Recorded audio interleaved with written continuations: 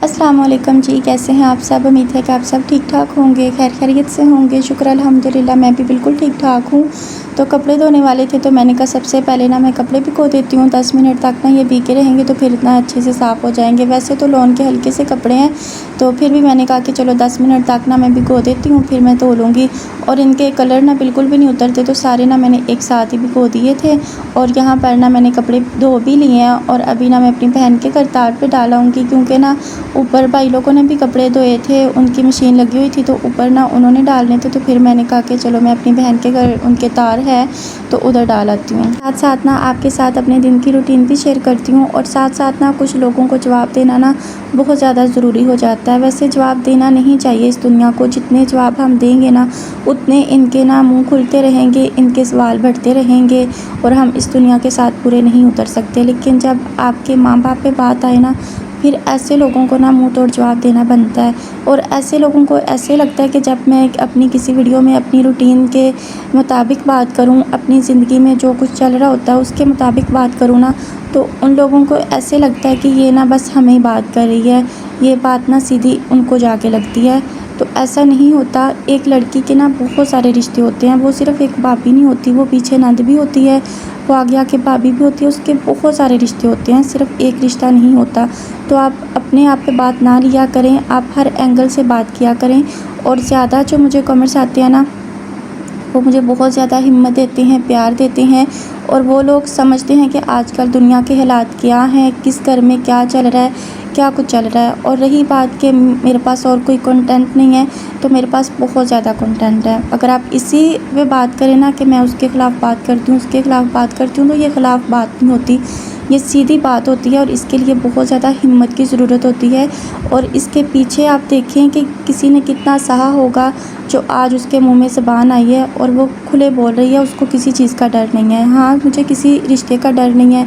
कोई रिश्ता नफ़रत और बढ़ेगी तो बढ़े, क्योंकि मैंने कौन सा किसी रिश्ते को रखना है, तो वो खुद ही जानता होता है उस पर क्या बीतती है और क्या उसने पीछे सहा है। और जहाँ तक आपने इस्लाम के बारे में बात की ना, इस्लाम में ये है, इस्लाम में वो है, तो मैं आपसे ज़्यादा इस्लाम के बारे में जानती हूँ कि इस्लाम में क्या है। मैंने एमए इस्लामिक स्टडीज़ किया हुआ है, तो मैं आपसे ज़्यादा जानती हूँ कि किस रिश्ते के कौन से फ़राइज़ हैं। तो आपने कहा कि कल को आपने भी भाभी बनना है, तो मुझसे पहले ना मेरी अम्मी भाभी बन चुकी हैं, बहू बन चुकी हैं, मेरी बहनें भाभियाँ बन चुकी हैं, बहू बन चुकी हैं। तो मैं आपको उनका बता देती हूँ।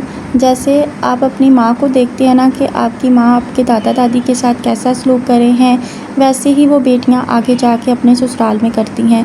तो हमने अपनी अम्मी को, हमारे अब्बू के जाने के बाद भी मेरी अम्मी ने जैसा हमारे दादा दादी के साथ सलूक किया ना, वैसा मेरे नहीं ख्याल में कि आजकल की औरतें करती होंगी, करती हैं। जो ख़ानदानी औरतें हैं, जिनमें इंसानियत है। एक शोहर के होते हुए एक बीवी को डर होता है कि मैं अगर इसके माँ बाप को टाइम पे खाना नहीं दूंगी, कपड़े धो के नहीं दूंगी, तो मेरा शोहर मुझसे नाराज़ होगा।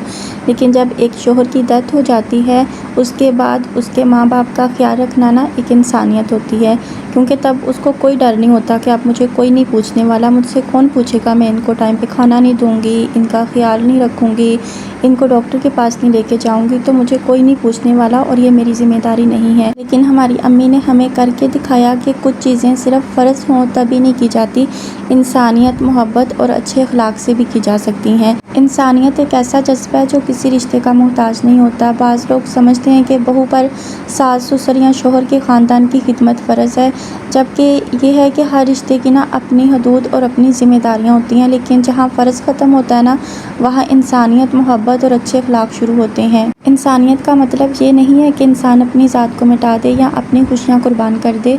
इंसानियत का मतलब ये है कि दूसरों के दर्द को महसूस करना, मुश्किल वक़्त में साथ देना और अच्छे अखलाक का मुज़ाहरा करना। मिसाल के तौर पर अगर सास बीमार हो जाए और बहू इसकी खिदमत करे, दवा दे, वक़्त पर खाना दे और ख्याल रखे, तो ये सिर्फ़ एक रिश्ते की वजह से नहीं बल्कि इंसानियत की वजह से होता है। इसी तरह अगर ससुर किसी मुश्किल में हो और बहू इनका सहारा बने, तो ये इसके अच्छे किरदार की निशानी है। लेकिन यहाँ पर मैं एक और बात भी करना चाहती हूँ, इंसानियत एक तरफ़ा नहीं होनी चाहिए। जिस तरह बहू एक इंसान है, इसी तरह सास, ससुर और घर के दूसरे अफराद भी इंसान हैं। अगर बहू दूसरों का ख्याल रखती है, तो दूसरों को भी इसके जज्बात, इज़्ज़त और ज़रूरियात का ख्याल रखना चाहिए। लेकिन बात वही आ जाती है कि हर घर में ना अलग अलग फितरत के लोग होते हैं, हर इंसान की एक अलग फितरत होती है। और हर इंसान अपनी औकात के मुताबिक अपनी इंसानियत दिखाता है। उस बाजी ने यह भी बात की कि एक तो आपकी जो भाभी हैं वो आपके भाई का ख्याल रखती हैं, उनको खाना बना कर देती हैं, उनके सारे काम करती हैं, अपने बच्चों का ख्याल रखती हैं। तो मैं उनको ये जवाब दूंगी कि वो ऐसा करें, जो अपने शोहरों की भी रोटी बना के वो इसको अपना फ़र्ज़ नहीं समझती, तो ऐसा करें अपने शोहर की ना दूसरी शादी कर दें। वो जो दूसरी आएगी ना वो सारे काम करेगी, उनको खाना बना के देगी, उनके सारे काम करेगी, कपड़े धो के देगी, बच्चे संभालेगी, और वो जो खुद है ना वो अपने शोहर के हमेशा साथ जुड़ के बैठी रहें। और आप लोग यकीन करें, यकीनन आप लोग ना मेरी बात से 100% एग्री होंगे। ऐसी फितरत की जो औरतें होती हैं ना, वो जब अपनी नंद के रूप में होती हैं ना, वो अपनी भाभियों को पीछे फ़ोन करके कह रही होती हैं, अम्मी को टाइम पे दवाई देना, अम्मी का ख़ास ख्याल रखना, ये आप लोगों का फ़र्ज़ है। आपके शोहर बाहर कमाई कर रहे हैं तो आप लोग घर पे हैं, या आपका फ़र्ज़ है रात को अम्मी के पास चारपाई बिछाना। ऐसे उनको हुक्म दे रही होंगी ना, मतलब वहाँ पे उनका बयान ही अलग होता है। अल्हम्दुलिल्लाह मैं अपने सारे काम खुद करती हूँ, मैं कभी किसी पे बोझ नहीं बनी। उनकी हेल्पर भी आती है, मैंने कभी उनकी हेल्पर से भी अपना काम नहीं करवाया, और मैं अपनी अम्मी के सारे काम खुद करती थी। एंड टाइम पे भी जब मेरी अम्मी हॉस्पिटल में थे ना, मैं और मेरी जो मुझसे बड़ी बहन है ना, हम लोग दिन रात हॉस्पिटल रहते थे, और जो मेरी दूसरी 2 बहनें हैं ना, वो सुबह जाती थी और रात को ना वो वापस आ जाती थी। सुबह नाश्ता लेकर जाती थी, और जो कपड़े धोने वाले होते थे ना वो ले आती थी सुबह धो के, तो वो उधर लेके जाती थी हॉस्पिटल। और जो मेरी बहन का बेटा था ना मुनसिफ, आप लोगों ने देखा होगा, तब वो 4 कुछ साल का होगा। वो डेली अपने अब्बू के साथ पुलिस स्टेशन चला जाता था, सुबह जाता था, रात को वापस आता था शाम को।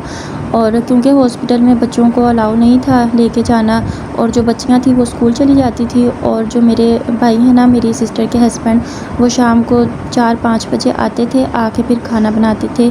तो हमें किसी ने इतनी नहीं हेल्प की थी कि बच्चे को मेरे पास छोड़ दें, या मैं आके बच्चों के लिए ना खाना बना दूँ। हमने अपनी हर मुश्किल घड़ी में अपनी सारी ज़िम्मेदारियाँ खुद निभाई हैं, सारे फ़राइज़ खुद निभाए हैं। हमने कभी भी किसी पे बोझ नहीं डाला, हमने आज तक कभी किसी से पानी का गिलास लेके नहीं पिया। और जब मेरी अम्मी की डेथ हुई थी तो मोहल्ले की औरतों ने आके हमारे घर की सफाई की थी रात के 2 बजे। और मेरी अम्मी जैसी सास ना किस्मत वालों को मिलती है। मेरी अम्मी ने आज तक ना इससे तू करके बात नहीं की थी, और अगर कभी मेरे भाई भी ऊंची आवाज़ में बात करते थे ना, तो मेरी अम्मी पूरी क्लास लेते थे कि वो इतनी दूर से अपने माँ बाप को छोड़ के आई है, आपकी जुर्रत भी कैसे हुई कि आपने ऐसे ऊंची आवाज़ में बात की है। और किचन में खाना बन रहा होता था, कभी ये नहीं कहा था कि आके किचन में बैठ के खाना खा लो, नहीं, मेरी अम्मी खुद खाना दे के आते थे और ख़ुद बर्तन उठा के लाते थे। ये मैंने आपको एक छोटी सी बात बताई है, ऐसी सास या ऐसी नंद आजकल कहीं नहीं मिलती।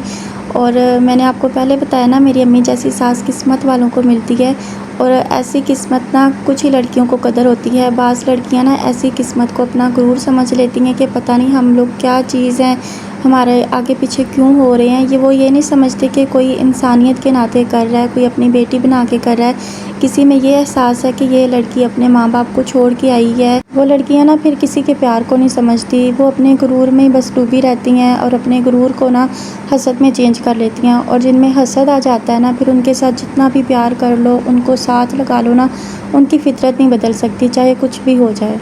और जहाँ तक आपने बात की कि एक दिन आप भी भाभी बनोगी, तो आप इस चीज़ की फ़िक्र मत करें। मुझे मेरी अम्मी ने सब सिखाया हुआ है कि इंसानियत क्या है और एहसास क्या है, किस तरह रिश्तों को निभाया जाता है। बल्कि मेरे अलावा बहुत सारी लड़कियों हैं जो भाभियाँ बनी हुई हैं, और जिन्होंने बहुत सारे रिश्तों को और घरों को जोड़ के रखा हुआ है।